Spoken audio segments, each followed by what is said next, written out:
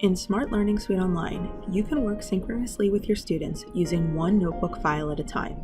However, what if you have multiple sections of a class and you want each class to work independently at their own pace during an asynchronous lesson? This is what we're going to look at really briefly today. As you can see, I have a teacher account, and I also have 3 student accounts set up. Each of the 3 students are going to represent a different class. As you can see, right now all 3 students are on the same presentation. As the teacher, I can go through this presentation because I am set to teacher pace.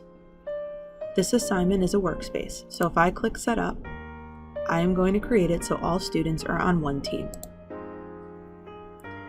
When I go back to my 3 students, I will see the same slide on each presentation, and if I go into the tool options,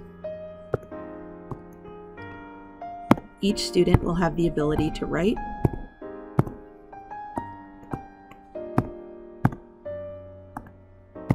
and customize the slides. This is great because as the teacher, I could be watching all of them. But now what happens if each class needs to have their own presentation? You will be able to do asynchronous lessons if you give each student the link to their individual notebook. To get the individual links for a class notebook so that students can work at their own pace when the teacher's not logged in, you will need to get the link, which can be found in 2 separate locations. Location 1 is when you're in a current notebook. If you go up to the 3 lines, you will see an option that says Share Link. When you click on the Share Link, you get 2 options. Give a lesson copy to the teachers so that other teachers can use the same presentation, or let students continue the lesson outside of class. This right here is the link that you would want to copy. The second place to find that link is if you go directly to suite.smarttech.com. If you've been using Google Drive to create your Smart Learning Suite online files, please note that you will get a bit of a message when you first log in. Don't worry about this because the files will not copy from suite.smarttech.com to Google Drive. However, any file you create in Google Drive will show in your Smart Suite files. So you would go to the 3 dots and click Share Link. You will get those same 2 options that you got when you were in the presentation. So those are the 2 locations to find that link. Now if we go back to our group presentation and bring the students back in, you will see that I created a slide that has all 3 links. You can either do it this way, or you can share these independent links on Google Classroom, Microsoft Teams, or however else you are sharing files with your students. So I am going to have student 1, click on class 1, student 2, click on class 2, and student 3, click on class 3. You will see that it opens a new tab for each student because they clicked on a link.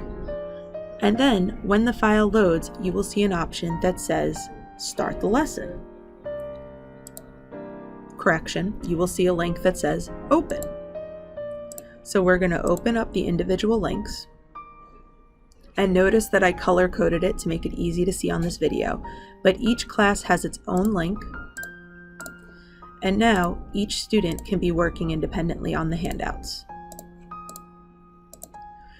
As I mentioned before, if you have a student trying to do a collaborative assignment, it won't work. So I am just going to have one student right on this slide so I can show you in the next part.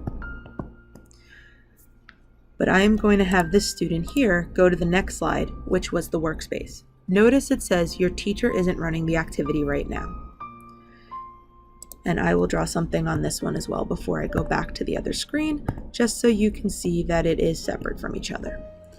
So now I go back to my teacher account, and if I come here to the home page, I am going to open up class number 2 because that's where I had a student work on it.